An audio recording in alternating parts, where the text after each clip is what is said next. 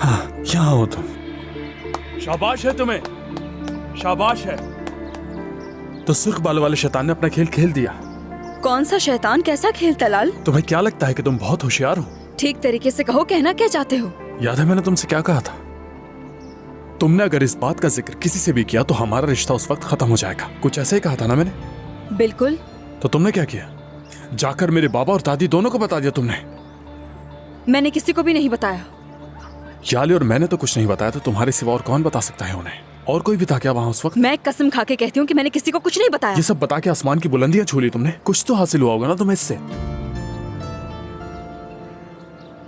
मैं बताता हूं तुम्हें क्या हासिल होगा। अब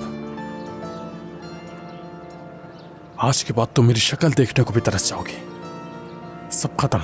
तलाल, यकीन करो मैंने किसी को नहीं बताया। मुझे इस बात पर गुस्सा जरूर है, लेकिन मैंने ये बात किसी को नहीं बताई। मैं सारी रात रोती रही और तुम्हारा इंतजार करती रही कि तुम मुझसे माफी मांगोगे। अगर किसी को बताना होता तो मैं तुम्हारे पास क्यों आती? हाँ,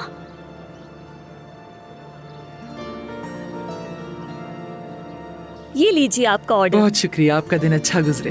आपका भी दिन अच्छा गुजरे।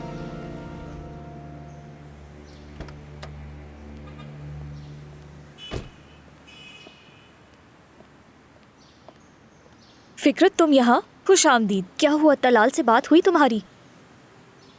मैं तो समझा तुम अपनी बेटी के लिए परेशान हो, मगर पता चला तुम्हारी फिक्र तो कुछ और है। समझी नहीं मैं, क्या कह रहे हो तुम ये? सुमर, तुम्ही ने कहा था ना, ये बात अगर मेरी अम्मी को पता चलेगी तो ये मेरी शादी के लिए नुकसानदेह हो सकती है।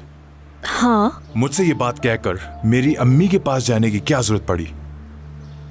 समझी नहीं मैं। नूरजहां साहिबा को सब कुछ पता चल गया, मगर कैसे? बस करो सुमर, बंद करो ये ड्रामेबाजी। तुम्ही ने उन्हें बताया था ना, तुम क्या करने की कोशिश कर रही हो? फिक्रत, मैं कुछ करने की कोशिश नहीं कर रही हूँ।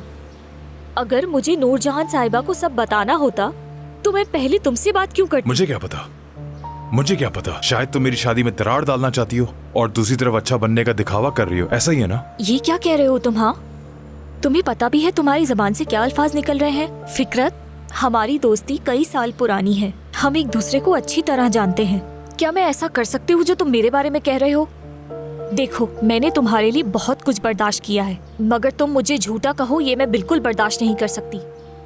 तुमने वाकई नहीं बताया? हाँ, क्या वाकई तुम्हें जब ये पता चला तुम्हारे जहन में सबसे पहले मेरा नाम आया क्या? मुझे यकीन नहीं आ रहा। हो सकता है मेरी बेटी ने मेरी बात ना मानी हो और जाकर बता दिया हो, या नूरजहां साहिबा को किसी और ने बता दिया हो। फिक्रत, देखो, मैं तुम्हें यकीन दिलाने के लिए अब अपनी सफाई में और कुछ नहीं कहूँगी। मैंने तुम्हारे अलावा ये बात और किसी से नहीं की, सुन लो, किसी से भी नहीं।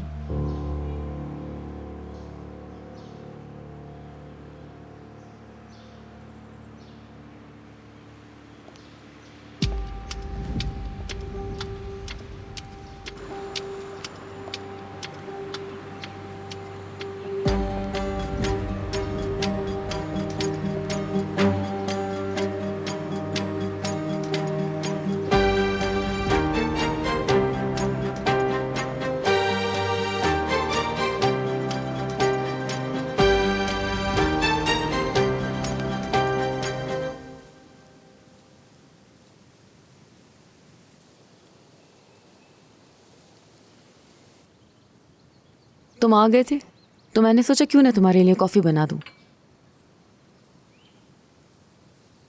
वैसे जल्दी आ गए आज तुम? हाँ, जल्दी आ गया। फिक्रत के लिए थोड़ा परेशान था, इसलिए जल्दी चला आया मैं। बहुत अच्छा किया, इस बहाने कुछ देर मेरे साथ भी बैठ जाओगे। भाई बहुत गुस्से में लग रहे थे, क्या बात हुई आप दोनों के बीच में? अब समझ आया कि तुम ये कॉफी क्यों लाई मेरे लिए। मैं भी सोच में पड़ गया कि आखिर तुम्हारे दिल में मेरे लिए इतनी मोहब्बत कहाँ से आ गई। ऐसा नहीं है सलीम, उनकी तबीयत ठीक नहीं लगी तो मुझे लगा पूछना चाहिए। यही वजह है कि मैं तुम्हारे साथ बैठकर कोई बात नहीं करती।